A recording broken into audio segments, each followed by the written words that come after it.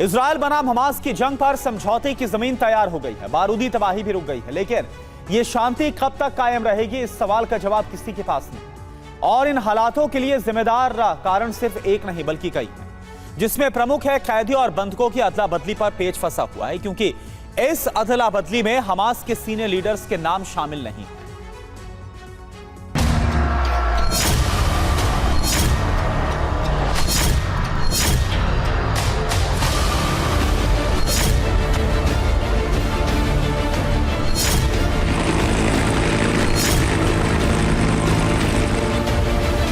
Qatar, तुर्की, Egypt, America ने मध्यस्थता निभाकर Israel और हमास के बीच युद्ध विराम के लिए अनुबंध पत्र पर दस्तखत तो करवा लिए, लेकिन युद्ध विराम वाकई लागू होगा या फिर आने वाले दिनों में संग्राम फिर से शुरू होगा?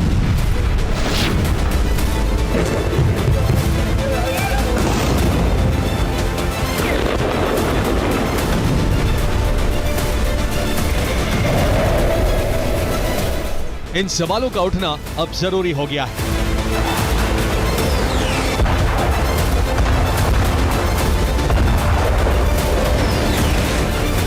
क्योंकि युद्ध विराम की घोषणा के साथ ही दक्षिण के शरणार्थी शिविरों में पलायन कर चुके लोगों की वापसी शुरू हो चुकी है। और ये वापसी उत्तर गाजा के उन खंडहरों में हो रही है जहां अब कुछ भी नहीं बचा, जहां से हर दिन शव निकाले जा रहे हैं।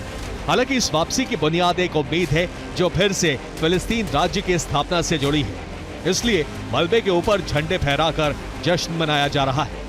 लेकिन इस उम्मीद पर पानी फेरती है ये तस्वीर जो लेबनान के अल मुसाइलेह की बताई जा रही है, इस दावे के साथ कि इजराइल ने अभी तक अपना रुख साफ नहीं किया है।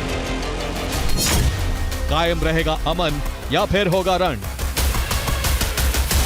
दरअसल दावा यह भी है कि शांति स्थापना के पहले चरण के तहत दो ऐसी घटनाएं हुई हैं जिसने इजराइल के रुख और ट्रंप के प्लान को कटघरे में खड़ा कर दिया है।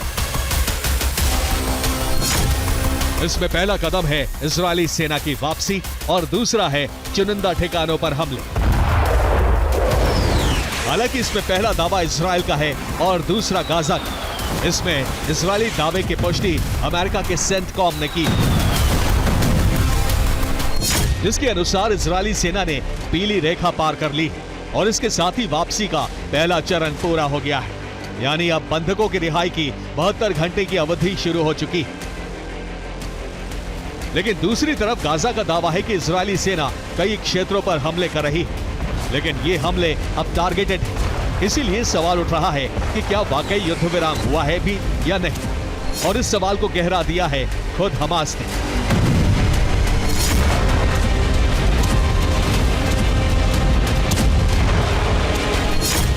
क्योंकि हमास के वरिष्ठ नेता का दावा है कि उनके वरिष्ठ नेताओं की रिहाई पर बात चल रही है और हमास के वरिष्ठ नेताओं की रिहाई के लिए मध्यस्थों पर दबाव भी बनाया जा रहा है, जबकि इजराइल पहले ही हमास के वरिष्ठ नेताओं को रिहा करने से मना कर चुका है। यानी पेच फंस सकता है उन हमास लीडर्स की रिहाई पर जो इजराइल में कैद हैं। इनमें मारवान बरगौती, अहमद सादत, अब्दुल्ला बरगौती, हसन सलामा और अब्बास अल सैयद शामिल हैं, जिन पर इजराइल का कहना है कि मध्यस्थों के जरिए युद्ध विराम पर कायम होने के लिए इन लोगों के नाम शामिल नहीं थे, इसलिए प्रस्ताव ठुकराया गया है। तो क्या यह युद्ध विराम बीच में ही टूट जाएगा?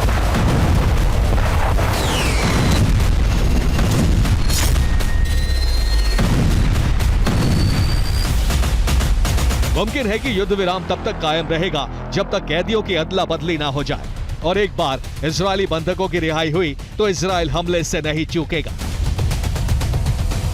हालांकि इस बारे में दावे के साथ कुछ नहीं कहा जा सकता, लेकिन इतना तय है कि अब बंधक और कैदियों की अदला बदली तक शांति कायम रह सकती है, क्योंकि ये दावा ट्रंप का है।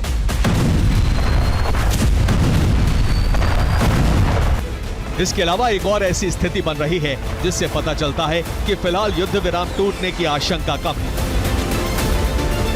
क्योंकि समझौते के तहत 12 अक्टूबर को गाजा में अंतर्राष्ट्रीय सेना तैनात हो जाएगी। इस अंतर्राष्ट्रीय सेना में अमेरिकी सैनिक भी शामिल होंगे और इस सेना का काम युद्ध विराम का पालन करवाना होगा। लेकिन अमेरिकी सैनिकों की तैनाती भी गाजा के लिए एक संकट बन सकती है, क्योंकि यही सेना युद्ध विराम टूटने का सबसे बड़ा कारण बन सकती है। लेकिन फिलहाल इस आशंका को दरकिनार करें तो ट्रंप इस सेना की तैनाती के साथ ही पुनर्निर्माण का काम भी करवाएंगे और ये पुनर्निर्माण सिर्फ गाजा का नहीं बल्कि पूरे मध्य पूर्व का होगा। ये काम प्राथमिक दृष्टि में शांति स्थापना की दिशा में बड़ा कदम हो सकता है, लेकिन इस पर गौर करने पर पता चलता है कि मध्य पूर्व पर अमेरिका के लिए नजर रखने का केंद्र ट्रंप के हाथ लग गया है, जहां से बड़े ऑपरेशन भी लॉन्च हो सकते हैं।